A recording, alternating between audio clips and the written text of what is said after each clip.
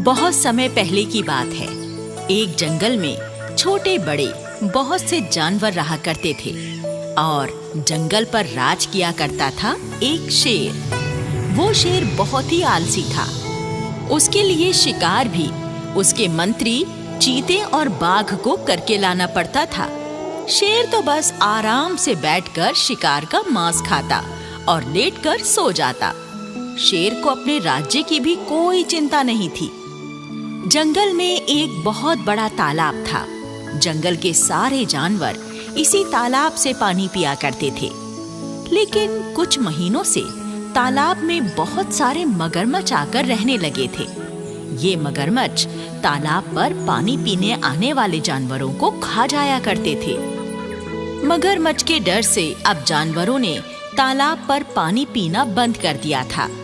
जंगल में तालाब के सिवा पानी का कोई दूसरा स्रोत नहीं था, इसलिए अब जानवरों को पानी पीने में कठिनाई का सामना करना पड़ रहा था और ये एक बहुत गंभीर समस्या थी।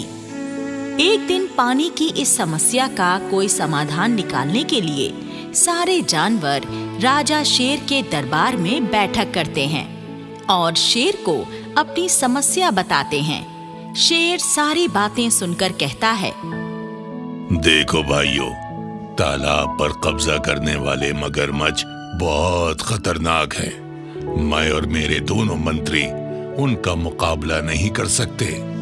हमें पानी की समस्या दूर करने का कोई दूसरा ही समाधान सोचना होगा। महाराज बिल्कुल ठीक कह रहे हैं। सारे जानवर सोच में पड़ जाते हैं। तब एक लोमड़ी कहती है, महाराज, पानी की समस्या को दूर करने का एक समाधान है, लेकिन उस समाधान को करने के लिए सारे जानवरों को कड़ी मेहनत करनी पड़ेगी। ठीक है, सारे जानवर भरपूर मेहनत करेंगे। तुम अपनी योजना तो बताओ। महाराज, हम सबको मिलकर एक दूसरा तालाब खोदना होगा। जल्दी ही बरसात का मौसम शुरू होने वाला है। बारिश होने लगेगी तो बारिश का पानी हमारे तालाब में भर जाएगा और फिर हम पूरे साल अपने तालाब का पानी पी सकेंगे। वाह वाह, अक्लमंद लोमड़ी, तूने सचमुच बहुत बढ़िया तरकीब बताई है। ये कहकर शेर ने ताली बजाई तो सारे जानवर भी ताली बजाने लगे। ठीक है, मेरा हुक्म है, सभी जानवर मिलकर लोमड़ी के निर्देशन में हाथ से ही तालाब की खुदाई का काम शुरू करेंगे और जो जानवर इस काम में हिस्सा नहीं लेगा उसे कठोर दंड दिया जाएगा। उसी दिन से सारे जानवरों ने लोमड़ी की देखरेख में तालाब की खुदाई का काम शुरू कर दिया। कुछ ही दिनों में बड़ा सा तालाब खुद गया और फिर बरसात शुरू हो गई। बारिश के पानी से तालाब लबालब भर गया। बरसात का मौसम बीत जाने के बाद एक दिन शेर अपने मंत्रियों चीता और बाघ के साथ तालाब का उद्घाटन करने आया।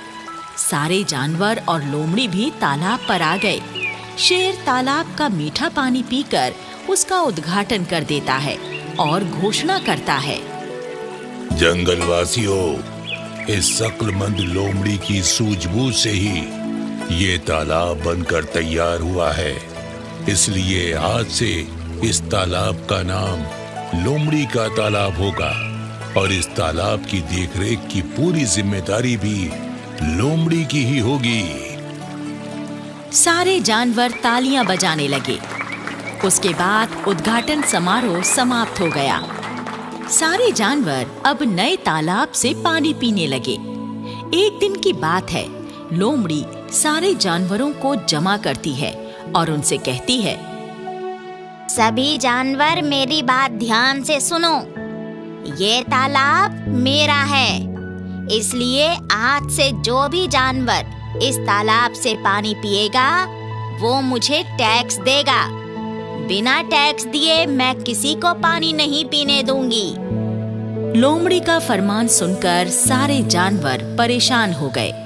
भैंस कहती है, अरे लोमड़ी, इस तालाब को खोदने में हम सब ने कड़ी मेहनत की थी, फिर तू तालाब के पानी पर टैक्स क्यों लगा रही है? हिरन बोला, ये तो सरासर अन्याय है। हम पानी का टैक्स नहीं देंगे। लोमड़ी ने कहा, सब लोग कान खोल कर सुन लो। पानी पीना है तो टैक्स देना ही पड़ेगा, नहीं तो जाओ मगरमच्छों वाले तालाब पर जाओ और वहीं पानी पियो। मजबूर होकर सारे जानवर लोमड़ी को पानी पीने का टैक्स देने लगे। कोई फल लाकर देता तो कोई हरी ताजी सब्जियां। भालू शहद का टैक्स अदा करता और खरगोश गाजर मूली टैक्स के रूप में अदा करता। कुछ अरसे तक यही सिलसिला चलता रहा। लोमड़ी टैक्स में वसूली गई चीजों को खा खा कर मजे उड़ाती। एक दिन एक बगुला तालाब पर पानी पीने आया तो लोमड़ी उसे पानी पीने से रोकने लगी। ए बगुले, पहले टैक्स अदा कर, फिर पानी पीना। ये टैक्स किस बात का? ये पानी तो वर्षा के रूप में प्रकृति ने मुफ्त में जंगल वासियों को दिया है। तुम क्यों इस पानी का टैक्स ले रही हो? लोमड़ी ने लपक कर बगुले की गर्दन दबोच ली। बगुला फड़फड़ाने लगा। लोमड़ी कहने लगी, ज्यादा ज्ञानी बनने की कोशिश करेगा तो अभी तेरा टेंटुआ दबा दूंगी। तुझे अगर मेरा टैक्स देकर पानी पीना है तो पानी पी, नहीं तो दफा हो जा मेरे तालाब से। लोमड़ी ने बगुले को चेतावनी देकर उसे छोड़ दिया। बगुला उड़ गया और सीधा शेर के पास गया। लोमड़ी की शिकायत करने लगा।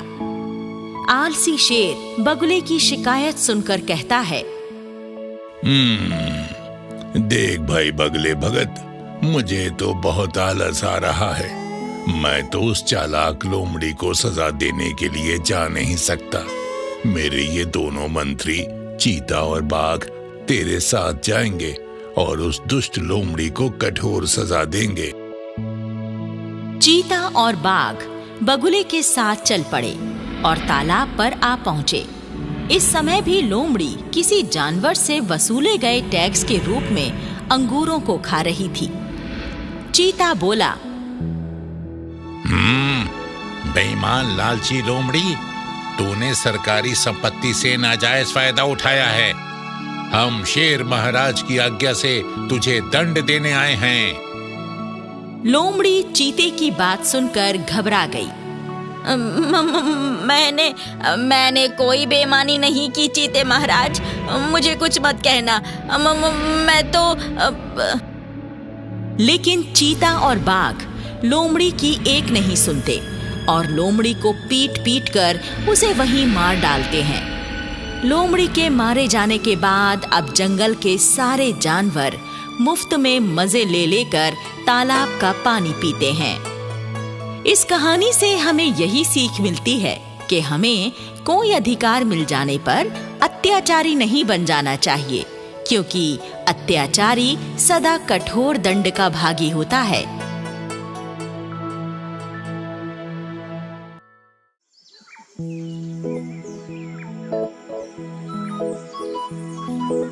एक घने जंगल में कई प्रकार के पशु पक्षी रहा करते थे। शाकाहारी और मांसाहारी और सर्वाहारी सभी तरह के जानवर इस जंगल में रहा करते थे।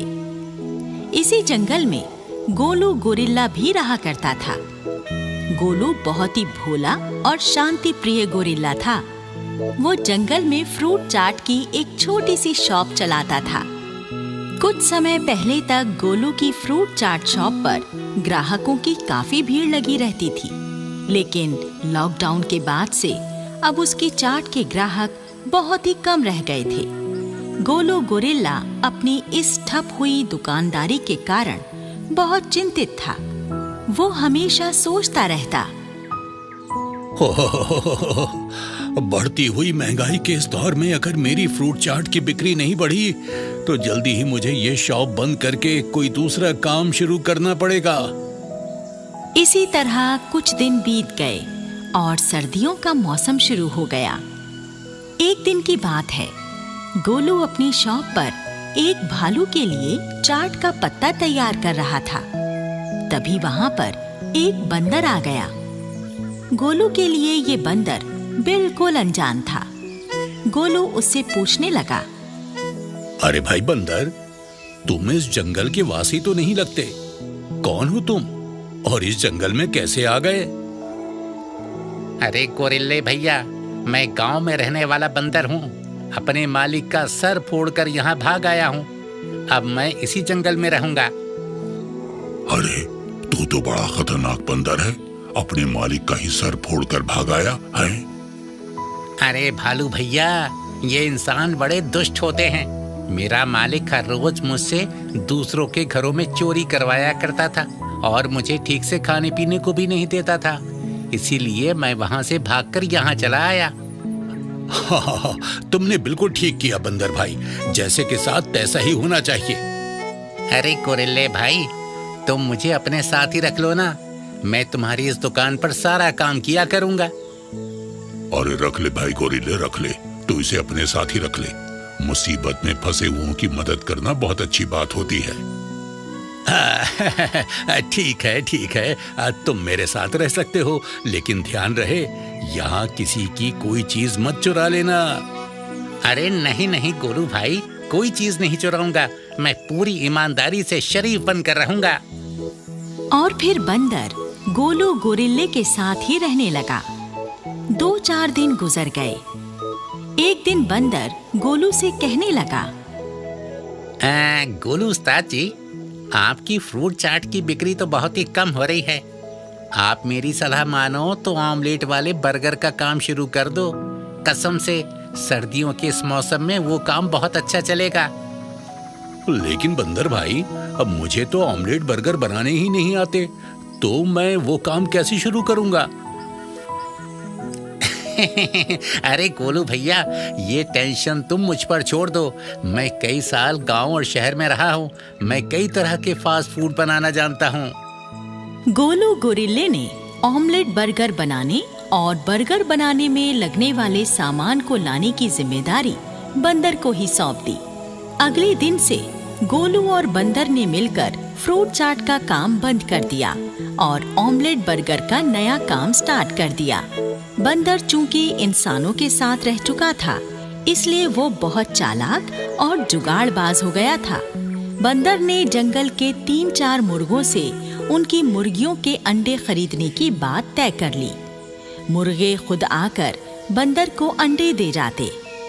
सर्दियों के मौसम में सभी मांसाहारियों को अंडा खाना बहुत भाता है, इसलिए गोलू गोरिल्ले की ऑमलेट बर्गर की दुकान खूब बढ़िया चल पड़ी।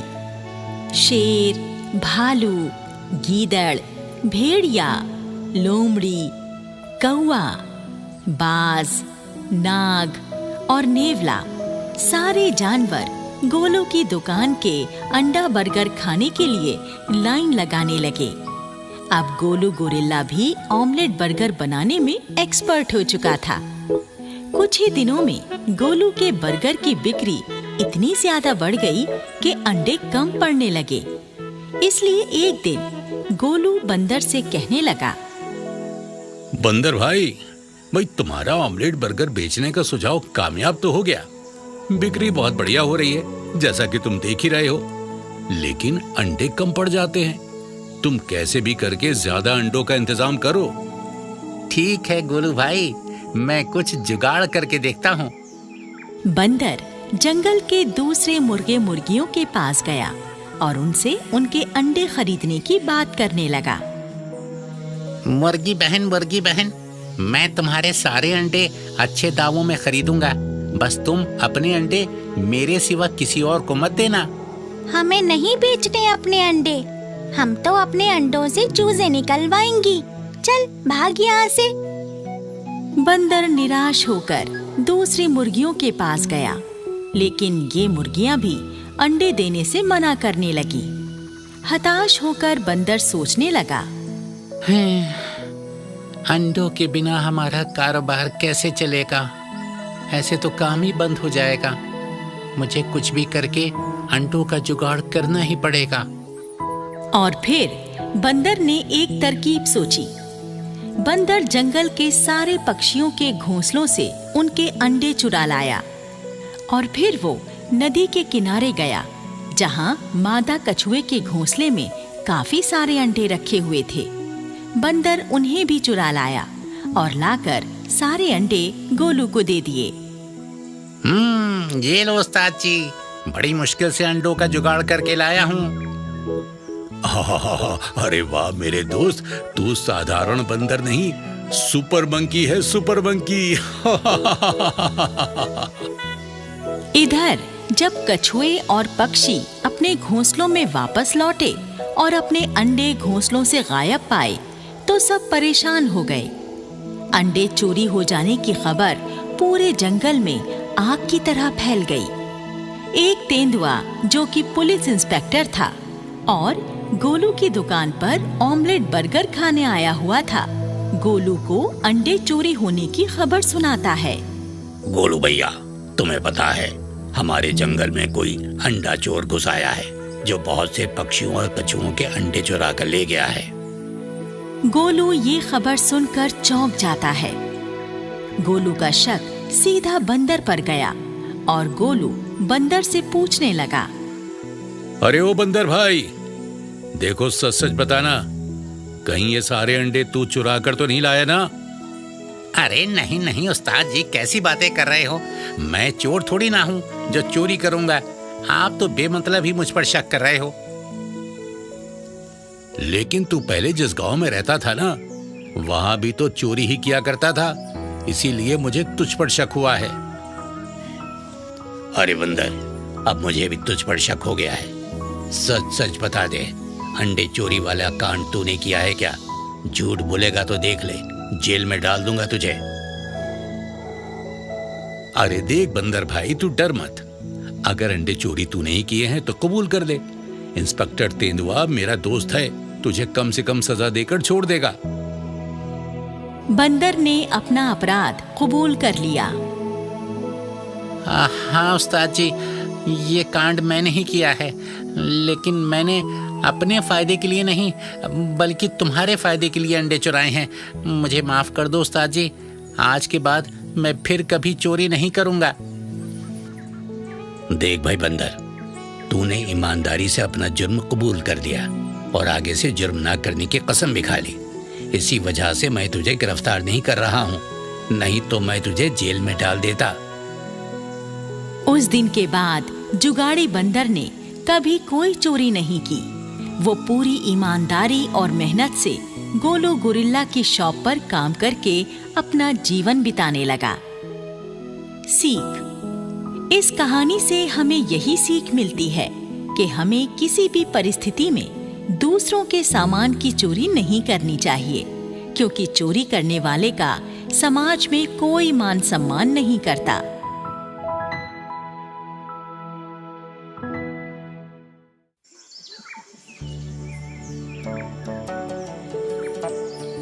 गढ़वाल के पहाड़ी जंगलों में बहुत से जानवर रहा करते थे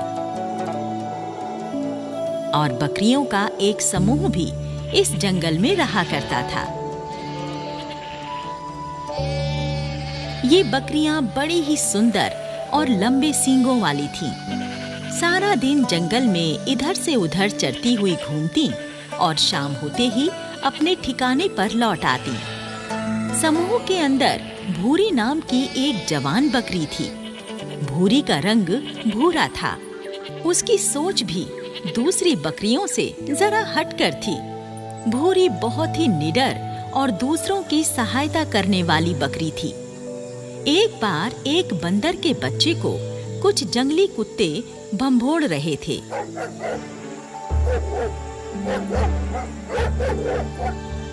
तब भूरी अपनी जान पर खेलकर कुत्तों से भिड़ गई थी और उसने अकेले ही अपने लंबे सींग मारकर कुत्तों को भागने पर मजबूर कर दिया था और बंदर के बच्चे की जान बचाई थी। जंगल के राजा शेर सिंह ने भूरी की इस वीरता पर उसकी पीठ भी थपथपाई थी। बकरियों का छोटा सा ये समूह जंगल में जिस जगह पर रहा करता था, उस जगह के ठीक सामने एक छोटी सी हरी भरी पहाड़ी थी। भूरी हमेशा उस पहाड़ी को बड़ी हसरत से देखा करती थी।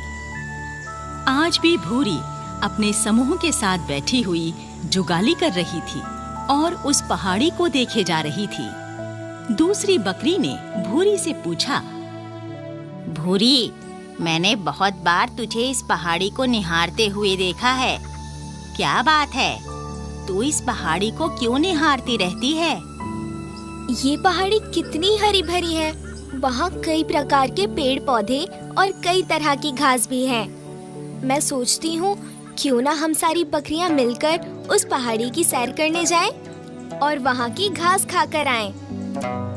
मैं भी कई बार यही बात सोचती हूँ, लेकिन कोई भी बकरी उस पहाड़ी पर जाने के लिए राजी ही नहीं होती। चलो हम दोनों मिलकर बाकी बकरियों से बात करते हैं। क्या पता वे सब पहाड़ी पर जाने के लिए मान जाएं। दोनों बकरियां बाकी बकरियों के पास आ गईं और भूरी कहने लगी, मेरी प्यारी बहनों, क्यों ना हम सब मिलकर उस पहाड़ी पर सैर करने चलें? वहाँ बड़ा मजा आएगा। उनमें से एक बूढ़ी बकरी ने जवाब दिया, अरे भूरी, उस पहाड़ी पर एक खतरनाक भेड़िया रहता है, इसलिए हम वहाँ जाने से डरती हैं। चाची, खतरनाक जानवर तो हमारे इस जंगल में भी रहते हैं, तो क्या हम उनके डर से जंगल छोड़ दें? डर के आगे ही जीत होती है चाची, तुम डरो मत, कुछ नहीं होगा। चल, अगर तू कहती है तो ठीक है, हम सब कल चलेंगे वहाँ। फिर अगले दिन सारी बकरियां और भूरी पहाड़ी की ओर चल पड़ती हैं। पहाड़ी पर आकर सारी बकरियां बहुत खुश हो गईं और मजे के साथ नरम नरम घास चरने लगीं। पहाड़ी पर रहने वाला भेड़िया, जो कि एक छोटी सी गुफा में रहा करता था, बकरियों की आवाज सुनकर गुफा से बाहर निकल आया और एक साथ इतनी सारी बकरियों को देखकर भेड़िए के मुंह में पानी आ गया। अरे वाह, आज तो मजा आ गया। इतनी सारी बकरियां खुद चलकर मेरा शिकार बनने आ गई। मजा आ गया। भेड़िया घात लगाकर बकरियों की तरफ आगे बढ़ने लगा। एक बकरी भेड़िए को देखकर दूसरी बकरियों को सावधान करती है। भागो बकरियों, भागो, भेड़िया आ रहा है। सारी बकरियां बौखला गईं और जंगल की तरफ भागने लगी। लेकिन भेड़िया लपक कर एक बकरी को दबोच लेता है और उसे मारकर उसका मांस खाने लगता है।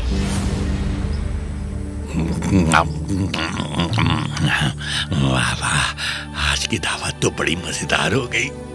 बकरी का मांस बहुत दिनों बाद खाने को मिला।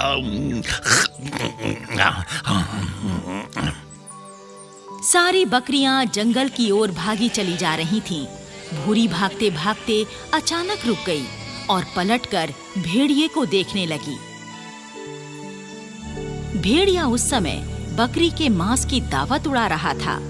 भूरी की आंखों में दुख के आंसू आ गए और वो सोचने लगी, ये सब मेरे ही कारण हुआ है।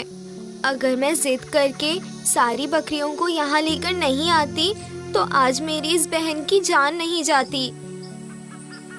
फिर भूरी भारी मन से जंगल की तरफ लौट गई। भूरी बहुत ही ज्यादा उदास थी। सारी बकरियां भूरी को ही दोषी ठहरा रही थीं। एक बकरी भूरी से कहने लगी, देख लिया तूने पहाड़ी पर जाने का नतीजा? भेड़िया हमारी एक बहन को खा गया। दूसरी बकरी कहती है, ये हादसा तेरी जिद के कारण ही हुआ है। अगर तू हम सबको लेकर पहाड़ी पर ना जाती तो ये सब कुछ ना होता। भूरी कोई जवाब नहीं देती, बस मन ही मन कुछ सोचती रहती है। ये दिन बीत गया और अगला दिन हो गया। सारी बकरियां जंगल में घास चर रही थीं, लेकिन भूरी पहाड़ी की ओर जा रही थी। एक बूढ़ी बकरी भूरी का रास्ता रोककर पूछती है, अरे भूरी, तू पहाड़ी की ओर क्यों जा रही है? वहां भेड़िया है, भेड़िया, वो तुझे भी खा जाएगा।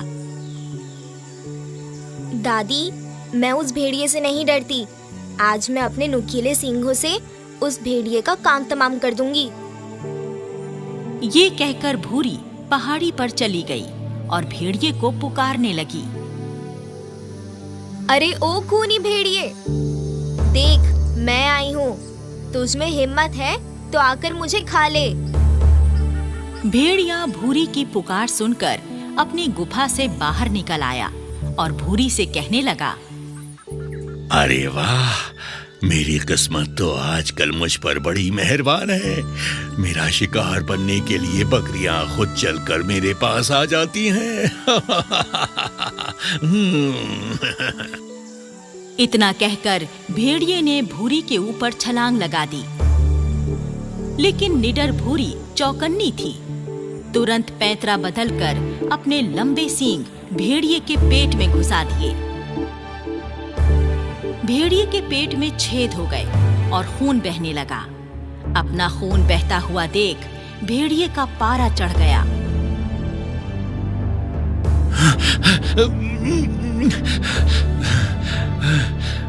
बकरी, तेरी इतनी हिम्मत जो तूने मुझे सींग मारकर घायल कर दिया। अभी बताता हूं तुझे। भेड़िया फिर से भूरी पर झपटता है और अपने पंजों और नुकीले दांतों से उसे घायल करने की कोशिश करता है। भूरी जमीन पर गिर पड़ती है। भेड़िया गुर्राते हुए भूरी की ओर बढ़ा तो भूरी हिम्मत जुटाकर एकदम से खड़ी हो गई और एक जोरदार टक्कर भेड़िए को मार दी। टक्कर खाकर भेड़िया धड़ाम से नीचे गिर पड़ा। भेड़िए का सर एक पत्थर से टकराकर फट गया और भेड़िया उसी समय मर गया। घायल भूरी भी गिरकर मर गई। इस तरह एक बहादुर बकरी ने अपनी हिम्मत और साहस से अपने प्राण देकर भी एक खूनी भेड़िए को मारकर अपनी बिरादरी और अन्य जीवों के लिए खतरे को सदा सदा के लिए समाप्त कर दिया।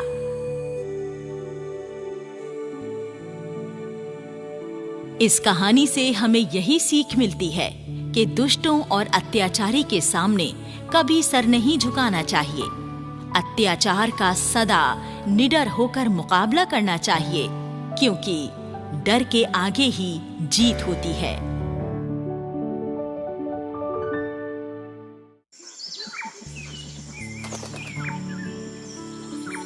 किसी जंगल में एक पेड़ की डाल पर एक कबूतरी ने अपना घोंसला बनाया हुआ था। घोंसले में कबूतरी के 2 अंडे भी रखे हुए थे। कबूतरी बड़े प्यार से अपने अंडों की देखभाल करती थी। एक दिन की बात है, कबूतरी दाना चुगने के लिए गई हुई थी। तभी वहां पर एक इच्छाधारी नागिन आ गई। नागिन बहुत भूखी थी। बहुत भूख लगी है मुझे। अगर कोई पंछी या जीव जंतु मेरे हाथ लग जाए तो मैं उसे खाकर अपनी भूख मिटा लूंगी। इच्छाधारी नागिन किसी जीव जंतु की तलाश में काफी देर तक इधर उधर टहलती रही, लेकिन उसे कोई भी जीव जंतु नजर नहीं आया।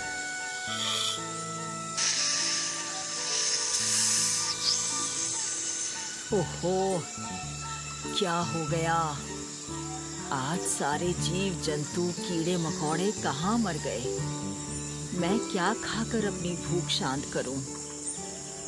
तभी नागिन की नजर पेड़ पर रखे कबूतरी के घोंसले पर पड़ी और नागिन जीभ लपलपाती हुई पेड़ पर चढ़ गई। नागिन घोंसले में रखे अंडों को देखकर खुश हो गई।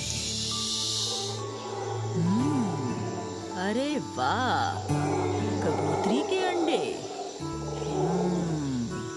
बहुत दिनों से मैंने किसी पक्षी के अंडे नहीं खाए।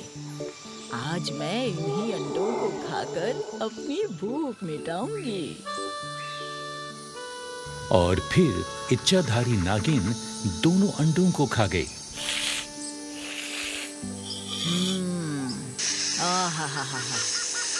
अंडे खाकर मजा आ गया। तभी वहां पर कबूतरी आ गई और घोंसले से अपने अंडे गायब देखकर बौखला गई। कबूतरी बोली, अरे अरे मेरे अंडे कहाँ गए? घोंसले से मेरे अंडे गायब हैं। अरे मैं तो इन्हें यहीं घोंसले में ही छोड़कर गई थी। मेरे अंडे कहाँ गए? तेरे अंडे मेरे पेट में चले गए। मुझे बड़ी भूख लगी थी, इसलिए मैंने ही तेरे अंडे खा लिए। क्या? नहीं नहीं, मेरे अंडे खाकर तुझे क्या मिला नागिन?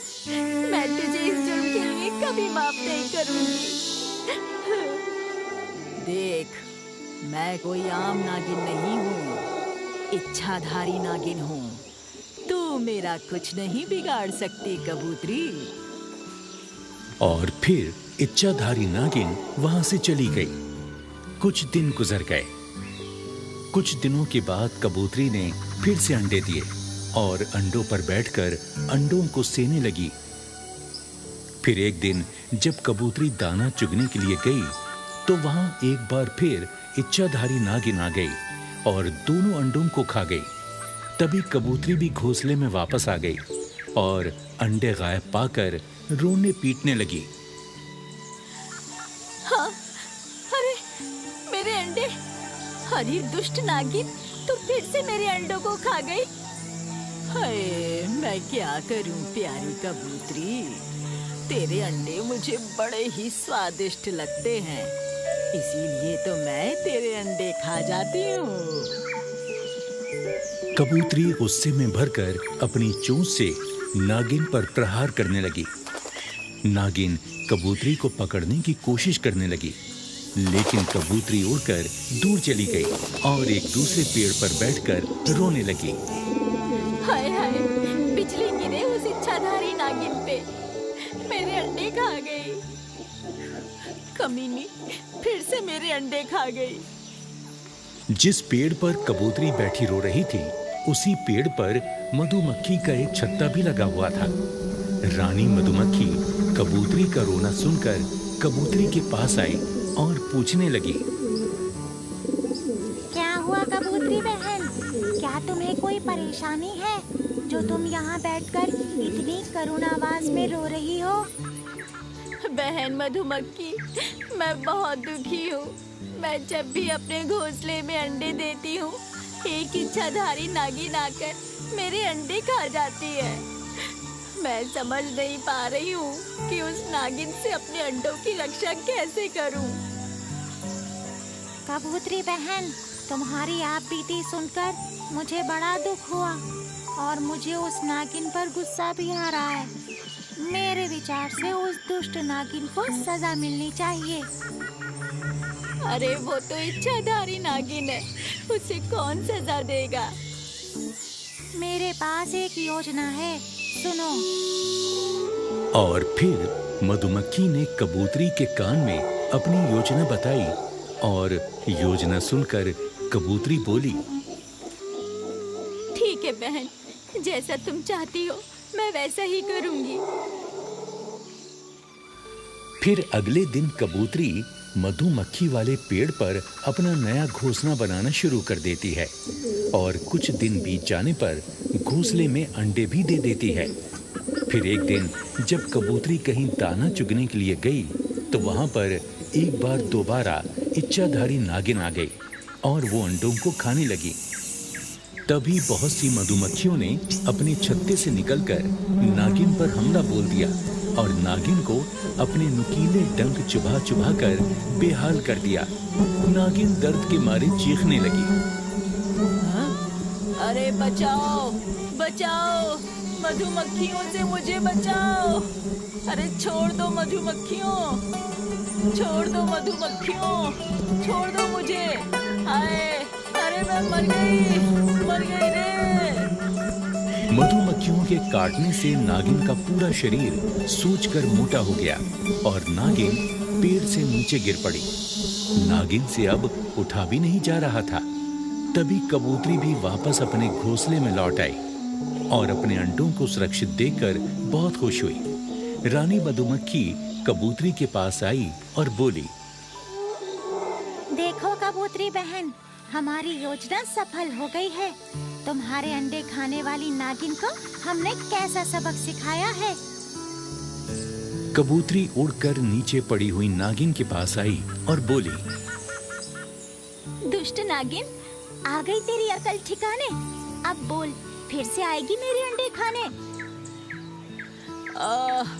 अरे जान बख्श दो मेरी।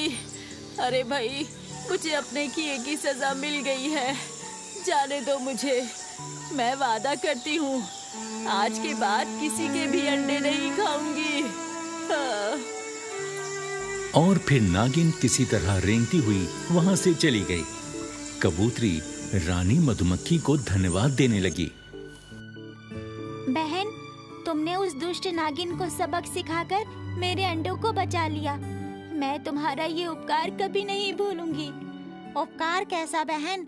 एक दूसरे की मदद करना हम जीव जंतुओं का फर्ज है। इस कहानी से हमें यही सीख मिलती है कि मुसीबत के समय हम सबको एक दूसरे की मदद करनी चाहिए।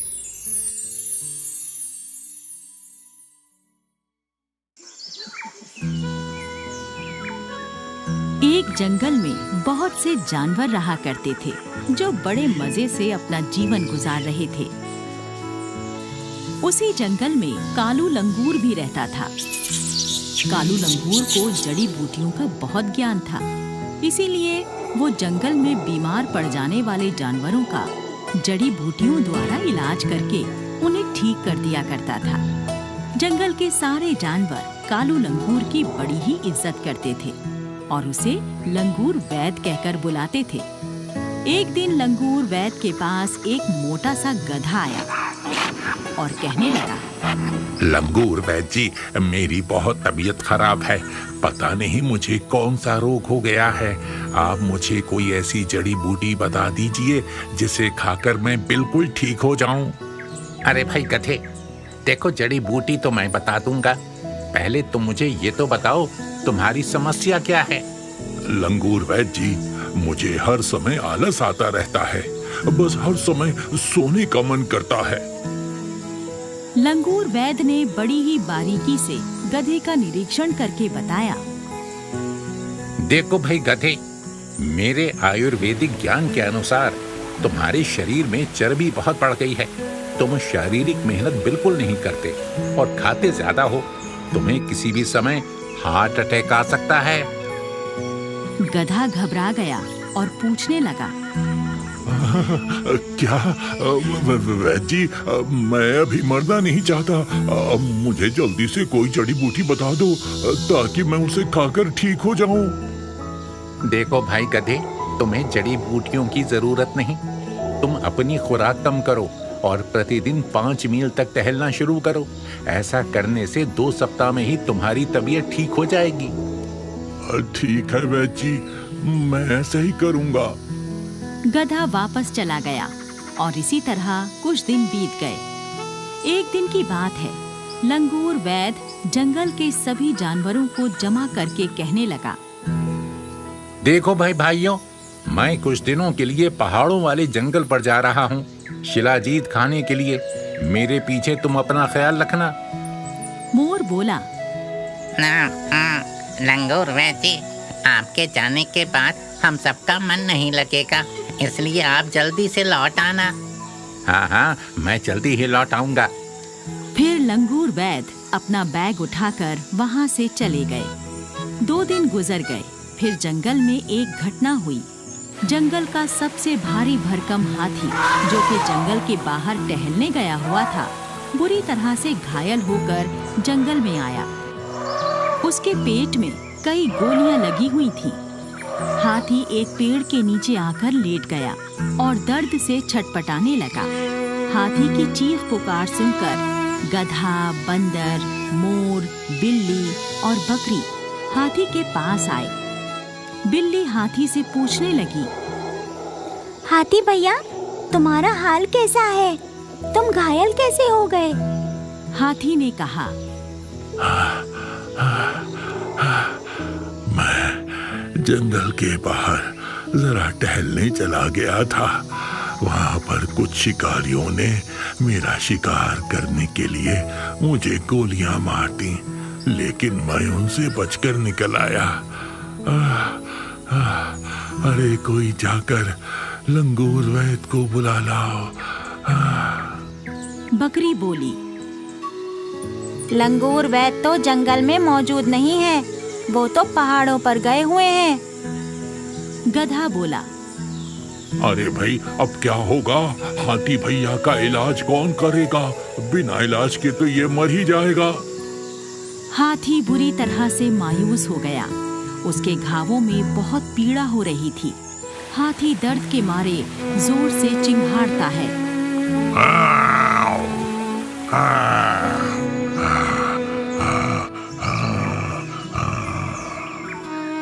हाथी दर्द के मारे जोर से चिंघाड़ रहा था और देखते ही देखते तड़प तड़प कर मर गया। सारे जानवर हाथी की दुखद मौत पर बहुत दुखी हुए और वहां से लौट गए। इसी तरह कई और दिन बीत गए। अब हाथी की डेड बॉडी सड़ना शुरू हो गई। मृत हाथी से दुर्गंध फूटने लगी और जंगल में दूर दूर तक दुर्गंध फैलने लगी। जंगल के सारे जीव जंतु भयानक दुर्गंध से परेशान होने लगे। इसी तरह कुछ दिन और बीत गए। अब हाथी के मृत शरीर में कीड़े पड़ चुके थे और जंगल का पूरा वातावरण दूषित हो चुका था। कई बड़े जानवर बीमारी की चपेट में आ चुके थे और कई छोटे जीव जंतु और पक्षी बीमार होकर मर भी गए थे। हाथी की लाश के सड़ने से जंगल में एक प्रकार की महामारी फैल गई थी, जो कि भीषण रूप धारण करती जा रही थी।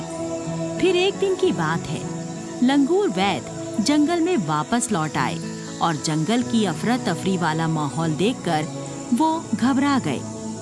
उन्होंने कुछ जानवरों को जमा करके उनसे बात की। अरे भाइयों, मैं तो यहाँ सब कुछ ठीक छोड़कर गया था, फिर ये सब कैसे हो गया? मोर कहने लगा, मैन जी, कुछ दिनों से जंगल में महामारी सी फैली हुई है। उसी के कारण बहुत से जीव जंतु बीमार हो गए और बहुत से मर भी गए।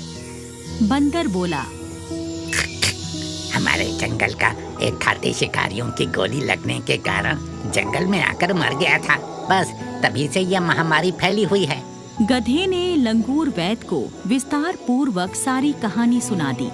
लंगूर वैद ने सारा मामला समझकर कहा, देखो भाई, मैं सारा मामला समझ गया हूँ।